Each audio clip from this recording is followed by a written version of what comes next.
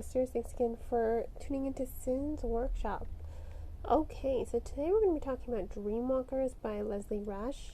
This was one of those books I'm kind of on the fence about. It wasn't too bad, but it wasn't great either, because it takes really long to develop the plot. One of the biggest issues I had to begin with was the jarring structure. Honestly, one of the most off-putting aspects of this novel are the coded messages between the spies. At first, it just seems to come out of nowhere. These text messages don't seem to fit, and instead, they took me out of the story. I found them to be... They were just out of place, because you're kind of wondering, what the hell? What does this have to do with the story? I mean, yes, you read the blurb and that gives you an idea, but once you're reading a story, you're just kind of reading it. And then it's in the back of your head what the story is about, but to actually see these coded text messages happen, I felt like they were just like, what? I wasn't a fan of them. I was not a fan of them. I thought they were distracting, and I think they only really worked right at the end of the novel, once it was over. That was the only place where I felt like they actually mattered to propel readers for a sequel. Now, I think they may have been able to work if the story's pacing had been handled better.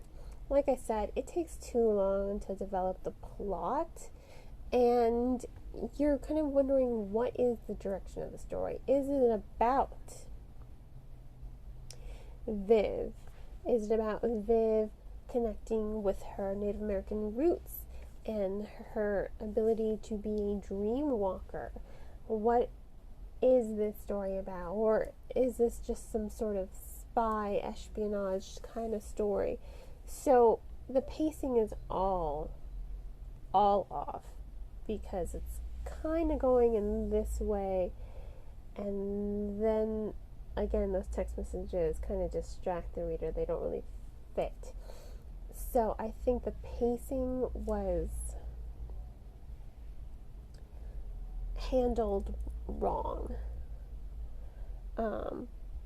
Now, another thing, this isn't going to be a very long podcast. I just realized I just talked about like a bulk of what my issues were. But I don't mind text messages in story. I don't. They just have to fit. And instead, they broke up the pacing of the story. And the story is already pretty slow. It is kind of slow. Once again, like I said, you're kind of trying to figure out what the direction of the story is. And you don't know. And I don't think a story should leave you confused about what it's about. It should really just tell you, it should give you an idea of how the story plans on developing, but it's not doing that. And that's what's wrong with it. That's why the pacing is off. Now, another issue I had was the voices. I wasn't a huge fan of Viv. I think she was, she was kind of boring. She wasn't memorable. I feel like she's just this generic girl who's half Native American, and I think I would have liked the story more if she spent more time trying to reconnect with her Native American roots, and I think that's kind of where the story kind of fell short for me. As someone who is part Native American, I would have appreciated that a little bit more. It's always nice to see someone reconnect with their roots, and in recent years, I've personally strived to do that, to reconnect, with my Mexican roots and my Native American roots and my Lebanese roots. I've made the effort to reconnect with my heritage and my culture. And Viv doesn't seem that connected to her culture, so I think I would have liked the story. And her culture is really the only thing that really connects her to her father as well, who went missing as part of the, he was in a section of the army, I can't remember. So I think it would have given it more depth. I think it would have given Viv more depth. Yeah, she was doing her dream walking, but that's the extent of what she is willing to do to reconnect with her father. And it's not really to reconnect with her heritage or to kind of find this shared culture with her father to remind her of her father. She wants to just find her father. She's convinced he's alive, and she's not wrong. But once again, as heartwarming as that is, that aspect, I would have liked it more if she stumbled upon her father while trying to reconnect with the roots. Instead of just, oh, here's a leather jacket. It reminds me of Dad's leather jacket. Oh, yeah, he taught me how to dream walk. Let me do that. Let me see if I can find him. Because she's kind of convinced he's alive. And then she discovers, yeah, he is. So, and there was, oh gosh, the guy she has a crush on. I totally forgot his name. I feel like he's not memorable, and I feel like he was underdeveloped. He's kind of just there. His voice was very boring. His voice was very just bland. He's just kind of like this generic love interest for Viv, who is also part Native American, and their fathers just happen to know each other as well. Their fathers were in the same programming and both know how to dream walk. And so that just kind of seemed like one of those forced attraction kind of things. And I don't really like forced attractions. It can work. I'm not saying it can't work. I don't mind it if it's written well, forced attractions, like that instant attraction aspect. I don't mind that because I find it believable. As humans, we do tend to get instantly attracted via appearance. So I'm not opposed to it. It does have a level of believability to it.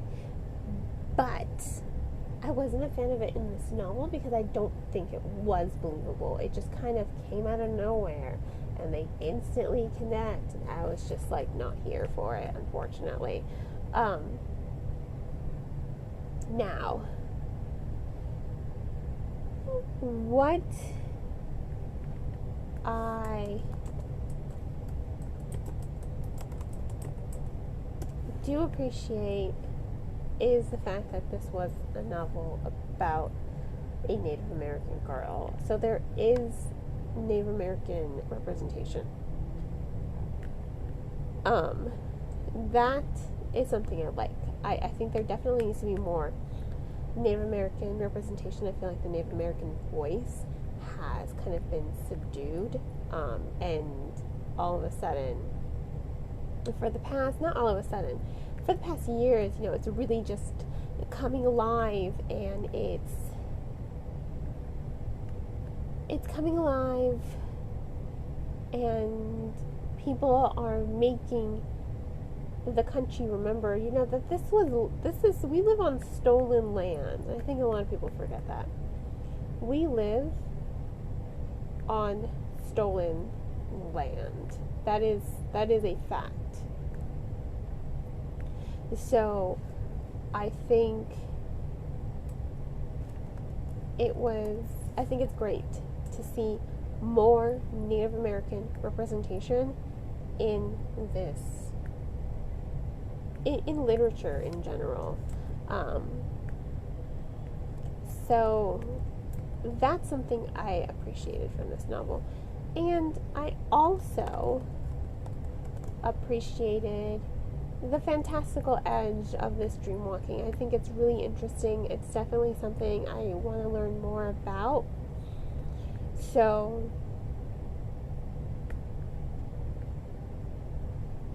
that's something redeemable. Honestly, it's not a bad story. It just takes a lot of effort on the reader's part to stick with it. You have to stick with it to get to the ending, because that, I want to say, like, that last 1/3 to quarter of the novel, it's very high tension, really fast paced, and it worked. I just feel like most of the novel should have been gearing up to this, and I feel like it takes too long to gear up to this aspect of it. Now, that being said, once again, not a bad novel, not a great novel. It's somewhere in the middle, and it does take a lot of effort on the reader's part to lose yourself in the storytelling. So on that note, I'm going to go ahead and give Dreamwalkers by Leslie Rush 3 stars. Not bad, not great either. If you want to go ahead and purchase the book, I do suggest purchasing the book off of bookshop.org. A percentage of all proceeds do go to supporting local booksellers.